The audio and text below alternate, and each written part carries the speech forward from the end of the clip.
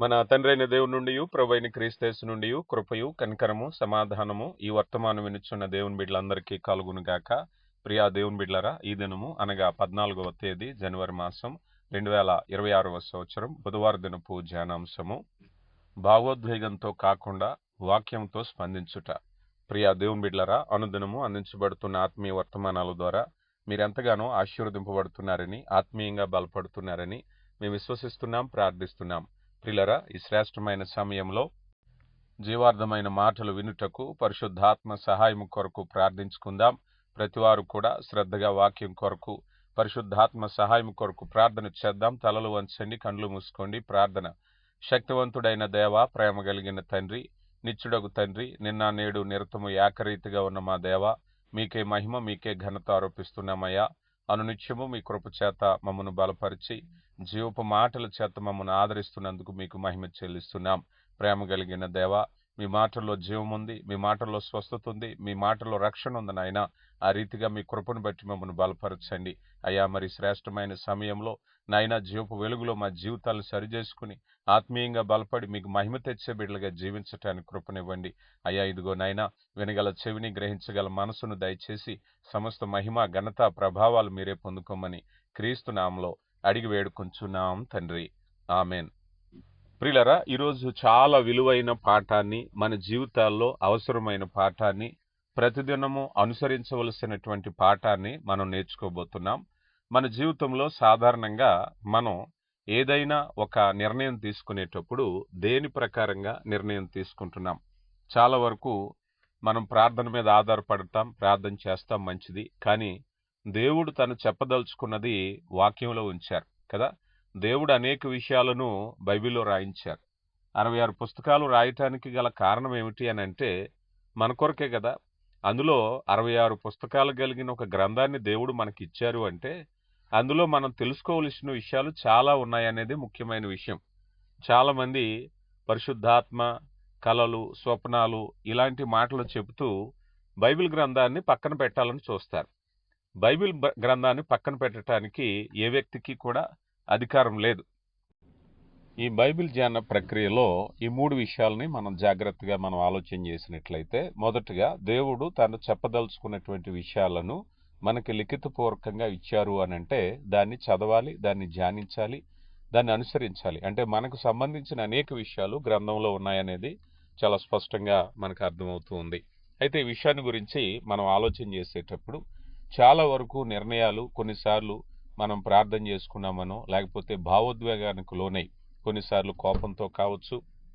కనుక నిర్ణయం తీసుకునేటువంటి అధికారం అనేటువంటిది ఎప్పుడు కూడా మన కోపంలోనో, ఆవేశంలోనో, లేకపోతే క్షణికావేశాల్లో తీసుకునే కంటే దాన్ని వాక్యంతో సరిపోల్చుకోవటానికి దేవుడు చక్కని అవకాశాన్ని ఇచ్చారు. ఒకసారి వాక్యాన్ని చదువుదాం. సామెతల గ్రంథము 15వ అధ్యాయము 28వ వచనములో, నీతిమంతుని మనసు యుక్తమైన ప్రత్యుత్తరం ఇచ్చుటకు ప్రయత్నించును, భక్తిహీనులు నోరు చెడ్డ మాటలు కృమరించును అన్నారు. నీతిమంతుని మనసు యుక్తమైనటువంటి ప్రత్యుత్తరం ఇవ్వటానికే సిద్ధంగా ఉంటుంది. సమయోచితంగా మాట్లాడటము, సమయోచితంగా నిర్ణయాలు తీసుకోవటము అనేటువంటిది. అయితే మన జీవితాల్లో కూడా మనం నిర్ణయం తీసుకునేటప్పుడు దేవుని వాక్యం అనేది ఏ విధంగా పనిచేస్తుంది అంటే మన భావోద్వేగాలతో, ఇమోషన్స్తో మనం రిప్లై ఇస్తున్నామా, నిర్ణయాలు తీసుకుంటున్నామా, లేకపోతే దేవుని వాక్య ప్రకారంగా సరిపోల్చుకుంటున్నామా అని చెప్పటానికి 3 విషయాలను ఈరోజు నేను మీ ముందు ఉంచబోతున్నాను. అయితే ఇది ప్రతి సందర్భానికి వర్తిస్తుందన్న విషయాన్ని మనం గమనించాలి. ఎందుకంటే మన నిర్ణయాలు, మనం తీసుకునేటువంటి ప్రతి స్టెప్ కూడా వాక్యం ఏ విధంగా ఉపయోగపడుతుందనే విషయంలో మనం చూసినట్లయితే క్లిష్ట పరిస్థితుల్లో మన స్పందనకి ఇది ఖచ్చితంగా వర్తిస్తుంది. అంటే ఉదాహరణకి క్లిష్ట పరిస్థితులు అన్నప్పుడు కష్టకాలం. ఈ కష్టకాలంలో మన మీద వచ్చిన మొట్టమొదటిగా ఆరోపణలు. మన మీద ఎవరైనా ఆరోపణలు చేసినప్పుడు, ఎవరైనా మిమ్మల్ని ఏదైనా చేశారని కానీ, లేదా ఏదైనా చేయటంలో విఫలమయ్యారని కానీ ఆరోపించినప్పుడు అది నిజమా లేదా అబద్ధమా అనేటువంటి మీ స్పందన భావోద్వేగంగా, లేకపోతే బైబిల్ ఆధారంగా, వాక్యపు ఆధారంగా మనం పరిశీలించాలి. ఎందుకని సాధారణంగా మనల్ని ఎవరైనా హాని తలపెట్టాలని కానీ, హాని తలపెట్టడానికి ప్రయత్నిస్తున్నారని కానీ ఎవరైనా చెప్పినప్పుడు మనలో భావోద్వేగం వస్తుంది. అంటే కోపం వస్తుంది, తీవ్రమైనటువంటి పట్టరాని కోపం వస్తుంది. ఒకవేళ వారు ఎవరైనా మనకి బాగా ఆ స్నేహం కలిగిన వారు, అభిమానం కలిగిన వారు అయితే వారు ఇంతగా ప్రేమను పొంది కూడా ఇంత నష్టాన్ని చేయటానికి ప్రయత్నించారా అని కోపం రావచ్చు. దాన్నే భావోద్వేగం, ఎమోషన్ అంటారు. ఈ విధమైన ఆరోపణలు లేకపోతే ఎలిగేషన్స్ వచ్చినప్పుడు సర్వసాధారణంగా లోక ధర్మం ప్రకారంగా ఆలోచన చేసినప్పుడు అన్యాయంగా నా మీద అన్నప్పుడు నా కోపం వస్తుంది, నేను స్పందిస్తాను, నేను దూషిస్తాను అనేది పరిపాటి. కానీ ఇవన్నీ కూడా లోకరీతిగా మన యొక్క ఆవేశం మీద, మనకుండే ఇమోషన్స్ మీద ఆధారపడి ఉంటాయి.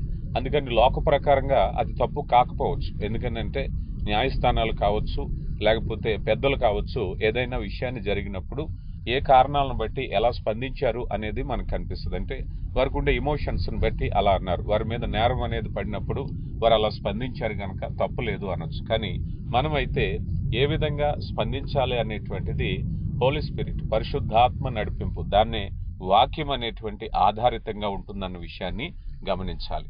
రెండవదిగా మనలో ఉండేటువంటి చికాకులు, మనకి కలిగించేటువంటి అభ్యంతరాలు.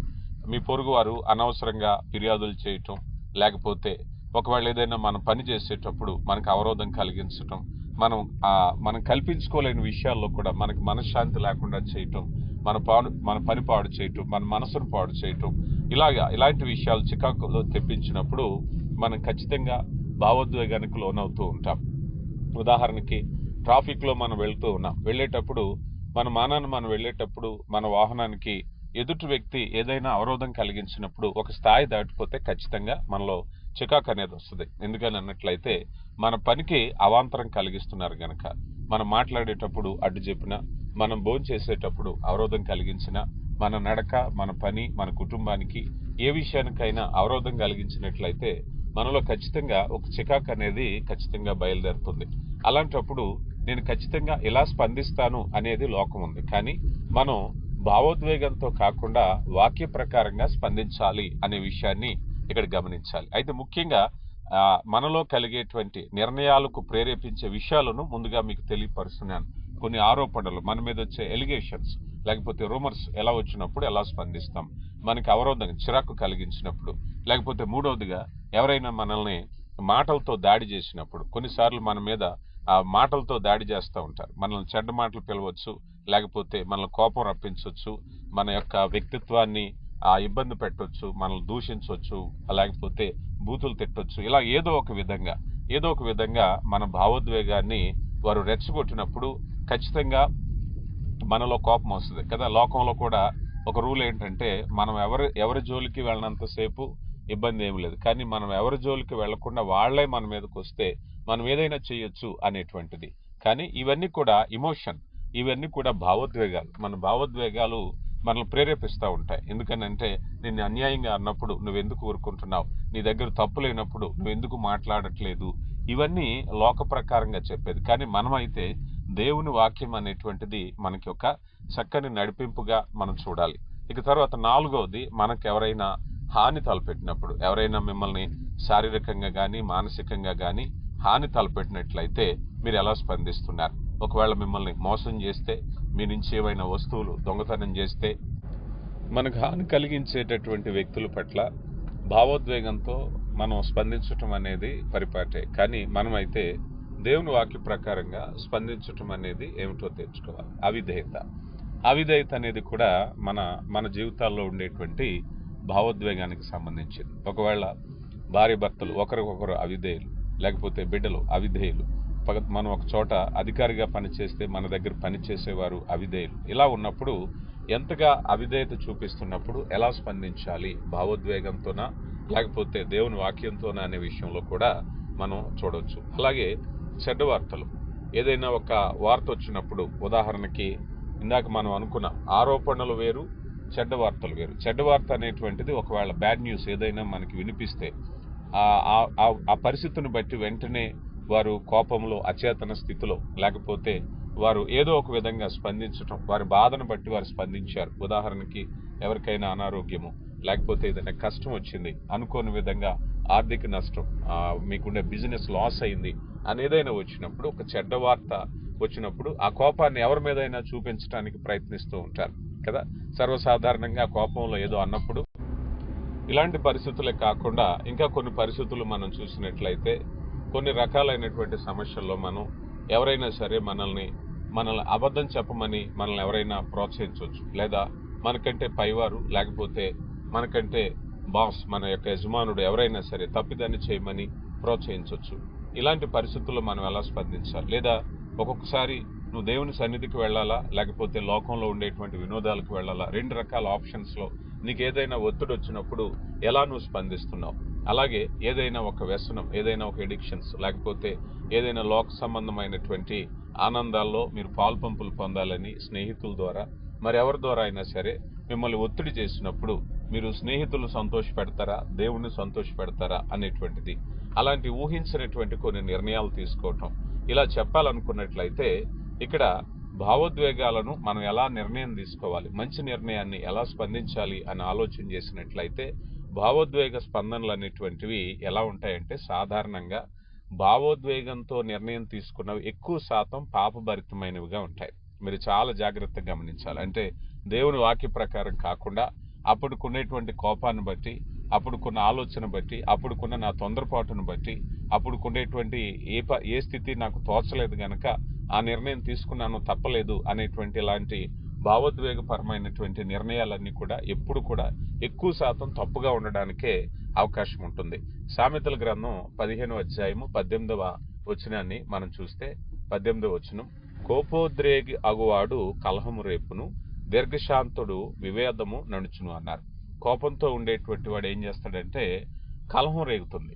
కోపంతో ఉండేటువంటి వాని పరిస్థితి ఎప్పుడు కూడా ఆ నిర్ణయాలు, కోపంతో తీసుకున్నటువంటి నిర్ణయాలు కలహానికి కారణమవుతూ ఉంటాయి.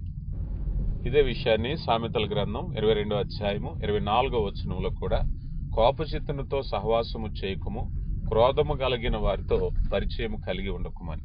ఎందుకంటే కోపము, షార్ట్ టెంపర్, ఈ త్వరితగతిన వచ్చేటువంటి కోపం చాలా ప్రమాదం. చాలా మందిలో ఉండేటువంటి వారి నిర్ణయాల్లో తీసుకునేటప్పుడు, ఎందుకంటే చాలాసార్లు మనం చూస్తూ ఉంటాం, ఎవరినైనా కొట్టి కానీ లేకపోతే ఏదైనా మనం దూషించి కానీ ఆ నోరు జారిన తర్వాత దానికి క్షమాపణ చెప్పే ప్రయత్నం చేస్తూ ఉంటారు. వారికి ఒక మాట ఉంటుంది, ఎందుకంటే వారు కోపిస్టులే కానీ చాలా మంచివారు, వారు మనసు మంచిది అనేటువంటి భావం. కానీ దేవుని గ్రంథం అది పాపంగా చెప్తుంది. ఎందుకంటే జరిగిన నష్టం జరిగిపోయాక నువ్వు క్షమాపణ చెప్పినా లేకపోతే మరొకటి చెప్పినా అర్ధరహితమైనది, నువ్వు ఆవేశంలో తీసుకునే నిర్ణయాలు. అందుకని ఈ షార్ట్ టెంపర్ లేకపోతే క్షణికావేశంతో చాలా మంది నిర్ణయాలు, అంటే ఎదుటివారికి హాని కలిగించవచ్చు, వారికి వారే హాని కలిగించవచ్చు, లేకపోతే వారి చేతిలో విలువైన వస్తువులను కోల్పోవచ్చు.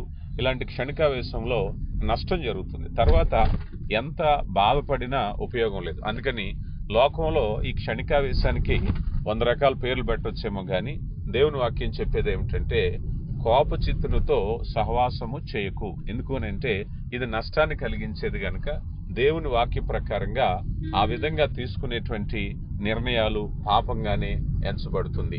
కొలసీలకు రాయబడిన పత్రిక 3వ అధ్యాయం 8వ వచనంలో కూడా దేవుని వాక్యము చాలా స్పష్టంగా చెప్తూ, ఇప్పుడైతే మీరు కోపము, ఆగ్రహము, దుష్టత్వము, దూషణ, మీ నోట బూతులు అను వాటిని విసర్జించుడి అన్నారు. కనుక దేవుని వాక్యం చెప్పిన విధంగా కోపాన్ని, ఆగ్రహాన్ని, దుష్టత్వాన్ని విడిచిపెట్టుకున్న తర్వాత వాటిని అనుసరించటం, వాటిని అన్నాం. కోపంతో నిర్ణయం తీసుకోవటం అంటే భావోద్వేగంతో నిర్ణయం తీసుకోవటం, ఎమోషన్స్తో. దేవుని వాక్యం దాన్ని ఖచ్చితంగా ఖండిస్తుంది. ఎందుకంటే మన నిర్ణయాలన్నీ కూడా దేవుని చిత్త ప్రకారంగా ఉండాలి, వాక్యానుసారంగా ఉండాలి, కానీ భావోద్వేగంతో ఉండటానికి వీల్లేదు. అందుకని కోపంతో తీసుకునేటువంటి నిర్ణయాలు ఎప్పుడు కూడా తప్పు అవుతుందనే విషయాన్ని ఇక్కడ చూస్తున్నాం. ఇదే విషయాన్ని కీర్తనల గ్రంథము 27వ అధ్యాయము 14వ వచనంలో, ధైర్యం తెచ్చుకుని నీ హృదయము నిబ్బరముగా ఉంచుకొనుము, యెహోవా కొరకు కనిపెట్టుకో అన్నారు. ప్రియులారా, ఈ మాట మనం చూసినట్లయితే భావోద్వేగంతో మనం ఒకవేళ స్పందిస్తే దేవుని అసంతృప్తిని కలిగిస్తాయి. ఎందుకంటే దేవుని మీద నమ్మకం లేకపోవటమే. ఇక్కడ వాక్యం చెప్పేది ఏమిటయ్యా అన్నట్లయితే, మనము ధైర్యం తెచ్చుకుని నీ హృదయాన్ని నిబ్బరముగా ఉంచుకో. మనం హృదయము నిబ్బరము కోల్పోయినటువంటి పని, హృదయము నిబ్బరం కోల్పోయినటువంటి నిర్ణయము ఎప్పుడు కూడా పాపమవుతుంది, తప్పవుతుంది. అందుకని దేవుని వాక్యం హృదయము నిబ్బరము కోల్పోకుండా దేవుని యందు ధైర్యం తెచ్చుకోమని వాక్యం చాలా స్పష్టంగా చెప్తుంది. కనుక ఏ కారణాన్ని బట్టి ఒకవేళ నా మీద ఎవరో ఆరోపణలు వేశారు, హృదయం నిబ్బరంగా ఉంచుకో. నీ పనికి అవరోధాలు కలిగిస్తున్నారు, హృదయం నిబ్బరంగా ఉంచుకో. ఒకవేళ నీ మీద చెడ్డ వార్తలు పలుకుతున్నారు, హృదయం నిబ్బరంగా ఉంచుకో. నీకు చికాకు కలిగిస్తున్నారు, నీ మీద మాటలతో దాడి చేస్తున్నారు. మనం అనేక విషయాలు చూసాం. ఇవన్నీ కూడా మనిషిలో ఉండేటువంటి కోపాన్ని రెచ్చగొట్టేవి, భావోద్వేగాలను పురుకొల్పేవి. ఈ కారణాలను బట్టి మనిషి సహజంగానే భావోద్వేగాలకు లోనైపోతూ ఉంటారు. మనమే అనుకుందాం, మనం ఎవరికి ఏ అన్యాయం చేయలేదు, కానీ ఆ నేరం అంతా నువ్వే చేసావని ముఖం మీద వేలు పెట్టి అన్నారనుకోండి, ఎంత కోపం వస్తుంది. అప్పుడే దేవుని వాక్యం చెప్పేది ఏమిటంటే, నీ హృదయాన్ని నిబ్బరంగా ఉంచుకో. నీ మీద నేరారోపణ చేశారు, చెయ్యని పని, లేకపోతే నీ మీద దొంగతనం అంటగట్టారు, ఎంత బాధ వస్తుంది. అలాంటి సమయంలో హృదయాన్ని నిబ్బరంగా ఉంచుకో. నాకు చాలా అనుభవం ఉంది. ముఖ్యంగా ఆ గల్ఫ్ దేశాల్లో పనిచేసేటప్పుడు, ఆ గృహాల్లో పనిచేసేటప్పుడు, ఆ గృహాల్లో యజమానుల యొక్క బంగారాభరణాలే కానీ లేకపోతే ధనమే కానీ కనబడలేదనుకుందాం, వెంటనే ఆ ఇంట్లో పనిచేసేటటువంటి బిడ్డల మీద నేరం వేస్తారు. బహుశా తర్వాత వెతుక్కున్న తర్వాత ఎక్కడో కనిపిస్తుంది, అది ఎక్కడో ఏదో ప్రదేశంలో కనిపిస్తుంది. కనిపించకపోతే నిర్మోహమాటంగా ముందు ఆ వస్తువుని వెతకటం మానేసి వీళ్ళ దగ్గరకు వచ్చి వీళ్ళని నానా రకాలుగా పరిశీలన చేస్తూ ఉంటారు. నువ్వు తీసావా, పోలీసులు పిలుస్తాము, లేకపోతే మరొకటి. ఈ మాటలు విన్న వెంటనే వారి హృదయం కృంగిపోతూ ఉంటుంది. కానీ దేవుని వాక్యం చెప్తుంది ఏమిటంటే, అయ్యో ఏడుస్తూ ఫోన్ చేసిన అనేక మంది బిడ్డలు నాకు తెలుసు, అన్నా ఇలా వస్తువు కనబడట్లేదు, నేనే దొంగతనం చేశాను అంటున్నారు, పోలీసులకు ఫోన్ చేస్తానంటూ ఎక్కెక్కి ఏడుస్తూ ఫోన్ చేసిన సందర్భాలంటే వారి ఆ సమయంలో భావోద్వేగానికి లోనైపోయారు. అంటే చెయ్యని నేరానికి నా మీద నేరం వేస్తే నాకు బాధ కలగదా అని అనొచ్చేమో, కానీ దేవుని వాక్యం చెప్పేది ఏమిటయ్యా అన్నట్లయితే, ఇదిగో మీరు భావోద్వేగానికి లోను కాకుండా మీ హృదయము నిబ్బరముగా ఉంచుకోవాలని వాక్యం ద్వారా చూస్తూ ఉన్నాం. ఎప్పుడైతే హృదయాన్ని నిబ్బరంగా ఉంచుకున్నామో, సామెతల గ్రంథము 3వ అధ్యాయము 5వ వచనంలో, నీ స్వబుద్ధిని ఆధారము చేసుకొనక నీ పూర్ణ హృదయముతో యెహోవా యందు నమ్మిక ఉంచు అన్నారు. అందుకని మన స్వబుద్ధి ఏం చేస్తుంది? మన స్వబుద్ధి కోపానికి కోపం, మాటకి మాట, కీడుకు కీడు చేయమని ప్రేరేపిస్తుంది కదా. కొన్నిసార్లు మనం అనిపిస్తూ ఉంటుంది, మనల్ని ఎవరైనా అన్యాయంగా అంటే వాళ్ళని అంతకంటే ఎక్కువగా బాధ పెట్టాలని, అంటే మన స్వబుద్ధి చేసేది. అందుకే దేవుని వాక్యం చెప్పేది ఏమిటంటే, నీ స్వబుద్ధిని ఆధారము చేసుకొనక దేవుని మీద ఆధారపడాలి. ఎందులో ఆధారపడాలి? కష్టకాలంలో అని మాత్రమే కాదు, నిర్ణయాల్లో ఆధారపడాలి. మాటకు మాటకు బదులిచ్చేటప్పుడు ఆధారపడాలి. నీ నిర్ణయం తీసుకునేటప్పుడు, నువ్వు స్పందించేటప్పుడు ఆ విధంగా. ఇక నిర్ణయాలలో మరొక విషయం ఏమిటయ్యా అంటే, భావోద్వేగాల్లో చింత అనేది ఒకటి. కొన్నిసార్లు మన నిర్ణయాలు అనేది బాధ, చింత, హృదయంలో ఉండేటువంటి వేదన బట్టి తీసుకోవటం జరుగుతుంది. ఉదాహరణకి ఎవరికైనా చనిపోవాలనే ఆలోచన ఎప్పుడు వస్తుంది? సాధారణంగా వారికి ఉండేటువంటి తీవ్రమైనటువంటి మానసిక చింత లేకపోతే వేదన బట్టి చనిపోవాలనేటువంటి ఒక నిర్ణయం వస్తుంది. కానీ వాక్యం చెప్పేది ఏమిటయ్యా అంటే, మనం ఒకసారి ఫిలిప్పీయులకు రాయబడిన పత్రిక 4వ అధ్యాయం 6వ వచనంలో, దేనిని గూర్చి చింతపడకూడదు గాని ప్రతి విషయంలో ప్రార్థన విజ్ఞాపన చేత కృతజ్ఞతాపూర్వకంగా మీ విన్నపములు దేవునికి తెలియచేయడి అన్నారు. కనుక దేని విషయంలో కూడా చింతపడకూడదు అన్నారు. ఏ కారణాన్ని బట్టి అయినా, ఒకవేళ బహుశా మనం లోకరీతిగా ఆలోచన చేసినప్పుడు వారు ఒక నిర్ణయం తీసుకోవటానికి, వారు విరమించుకోవటానికి, అక్కడి నుంచి వెళ్ళిపోవటానికి, ఉద్యోగాన్ని మానివేయటానికి, ఆత్మహత్య చేసుకోవటానికి, వారి యొక్క బంధాలు విడిపోవటానికి, ఏ కారణం అయినప్పటికీ కూడా వారి యొక్క బాధను బట్టి తీసుకునేటువంటి నిర్ణయాన్ని దేవుని వాక్యం ఖండిస్తుంది. ఎందుకంటే నిర్ణయాలు తీసుకునేటప్పుడు బాధతో, భావోద్వేగాల్లో బాధ ఒకటి, తీవ్రమైన బాధను బట్టి, ఆ రోజు నాకు ఉండేటువంటి వేదనను బట్టి ఈ నిర్ణయం తీసుకున్నాను అని ఒకవేళ కనుక అనుకుంటే లోకరీతిగా అది సరైనది అవుతుందేమో, కానీ దేవుని వాక్య ప్రకారంగా అది ఎప్పటికీ సరైనది కాదు. ఎందుకంటే దేవుని వాక్యం చింతను ఎప్పుడు కూడా సమర్థించదు. చింత, బాధ అనేటువంటిది పాపంగానే ఎంచబడుతుంది. కనుక మన మనసులో పుట్టినటువంటి భావోద్వేగాలు, చింత, బాధ, కోపము, ఆవేశాలతో కాకుండా దేవుని చిత్తముతో నిర్ణయాలు తీసుకోవాలని దేవుని వాక్యం మనల్ని ప్రోత్సహిస్తుంది. ఇక తర్వాత పరిస్థితులకు లోబడి తీసుకునేటువంటి నిర్ణయాలు, అంటే మన మీద ఎవరైనా ఒత్తిడి చేయటం వల్ల కానీ, మన అవసరతను బట్టి కానీ. ఉదాహరణకి కొన్ని తప్పిదాలు చేసినప్పుడు చాలామంది చెప్పే నిర్ణయం ఏమిటంటే, మాకుండే ఆర్థిక అవసరాలను బట్టి తప్పని పరిస్థితుల్లో ఈ నిర్ణయం తీసుకున్నాం. మాకుండే అవసరాన్ని, ఉద్యోగాన్ని బట్టి కానీ, ఆర్థిక అవసరాలను బట్టి కానీ, అవసరాలు తీర్చుకోవటానికి కొన్నిసార్లు మనం కొన్ని నిర్ణయాలు తీసుకుంటూ ఉంటాం. కానీ అప్పటికి అది సరైనదే అనిపించటం సరైనదే, కానీ దేవుని వాక్యం దీన్ని కూడా ఖండిస్తుంది. ఎందుకని అన్నట్లయితే, రోమీయులకు రాయబడిన పత్రిక 6వ అధ్యాయం 16వ వచనంలో, మీరు ఎవరికి లోబరుచుకుంటారో మిమ్మల్ని మీరు దాసులుగా అప్పగించుకుంటారు. అంటే మీరు ఎవరికి లోబడతారో ఆ లోబడేటటువంటి గుణం అనేటువంటిది ఏమవుతుందయ్యా అంటే అది మనల్ని లోబరుస్తుంది. అంటే మనం ఎప్పుడు కూడా ఎవరికి లోబడటం అనేది దేవుని చిత్తం కాదు.